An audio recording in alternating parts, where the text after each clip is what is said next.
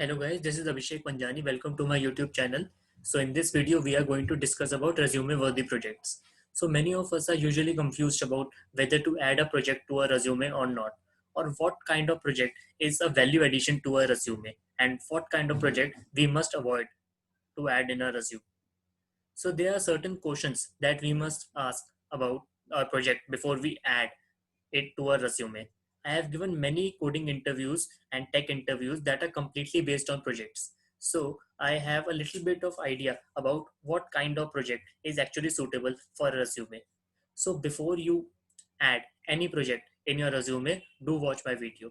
So before we begin, please subscribe to my channel to stay updated with the tech content that I am adding. So now let's begin. So the first thing is to analyze what actually motivated you to build this project. Most of the people, what they do is they study a language or a course. They take up a course, suppose say in React JS, and the course comprises of certain projects. So they add these projects to their resume. So this is not actually advised. You may be asked questions like why actually you build this project. So you must have a motivation to build this project. You must have a reason why you actually build this project. The second question that you must ask yourself is how it is different from the existing tools and technologies, how it is different from existing projects. So you are building something, and if it is already existing, then what is the point of building that thing?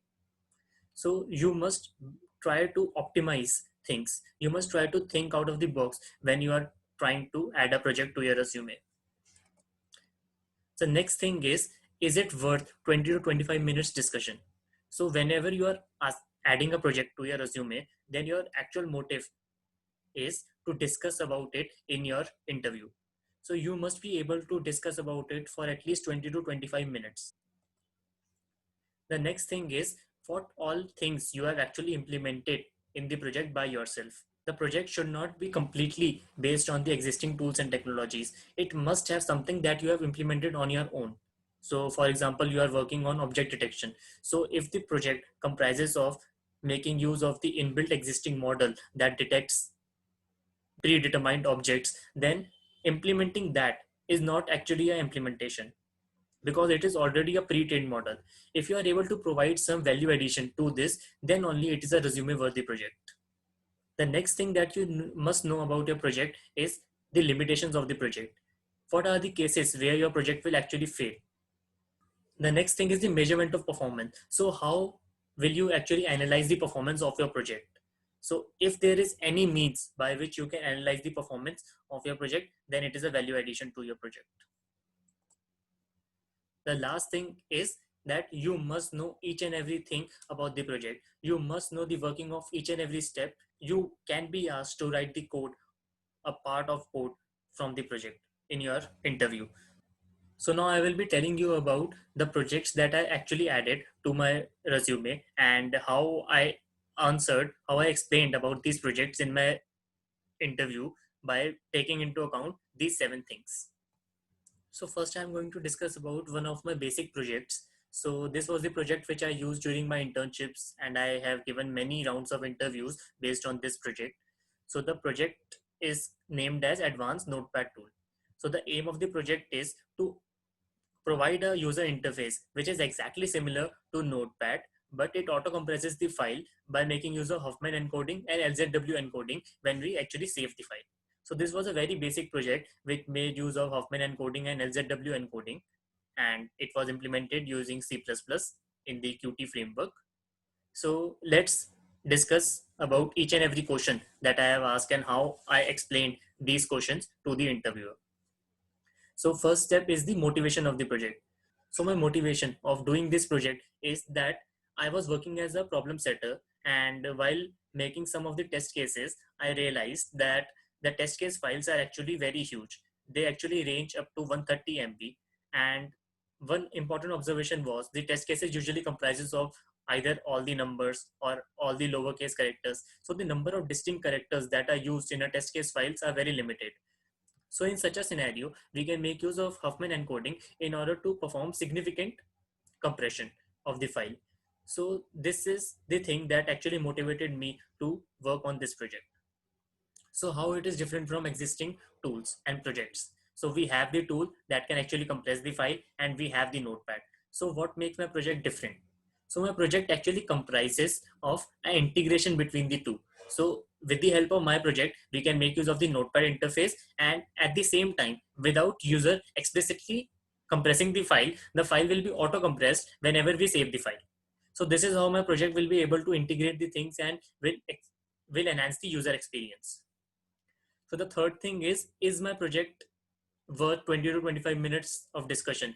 Yes, I used to describe about each and every step that was used in this project.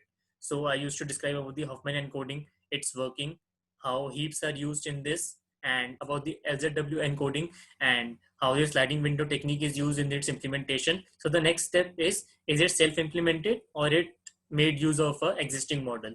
So most of the algorithm part and most of the logic part was actually self-implemented, and we made use of certain tools that were provided by the Qt framework in order to create the notepad. So most of the part was actually self-implemented, and it was worth a discussion. Next thing was the measurement of the performance. So whenever I explained about this project, I used to tell about the best performance that could be achieved. So the best performance was it was able to compress a file to 83% of its original size, and on an average it was able to compress a file to 50% of its original size. So whenever I used to describe about this project, I used to give these numbers because these numbers actually created an impact on what you actually did in this project. So do you know the in and out of the project? Yes, I knew each and every part of the project. I was asked to code about Huffman encoding. I was asked to code about heaps from scratch, and I was able to do so. So whenever you are building a project, you must be aware of each and every part of the project, and you must be capable of coding each and everything that is written in the project. So I'm going to discuss another project of mine. It was a little different project from the earlier one. So its aim was to classify the melanoma images and was based on image processing and machine learning. So the steps that were involved in this project was, the first task was to perform the data augmentation. So many different techniques would be used in order to perform the data augmentation. The next step was to perform feature extraction, and many handcrafted features were extracted by using different techniques. So the third step was to perform feature selection, and meta-heuristic algorithms was used to perform the feature selection.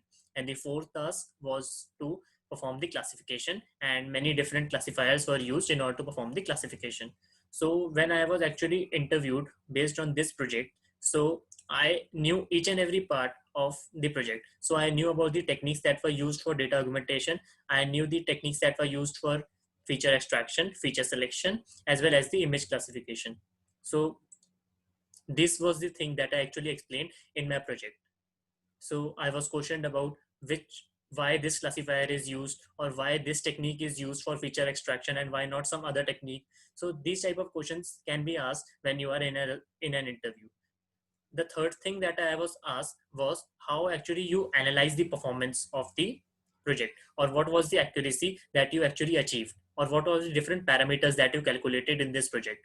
So I measured recall, precision, specificity, sensitivity, and accuracy. So I was asked about each and every thing about it. So basically, the thing I wanted to actually convey is that you must know each and every part of the project, and you can be asked anything that is written in your project. So that's all for today. Thank you for watching my video. I hope you like the content. Please like, share, and subscribe to my channel, and do let me know if you have any doubts in the comment section below. Please do not forget to subscribe, because this will only motivate me to create more such useful content. Thanks a lot. Bye bye.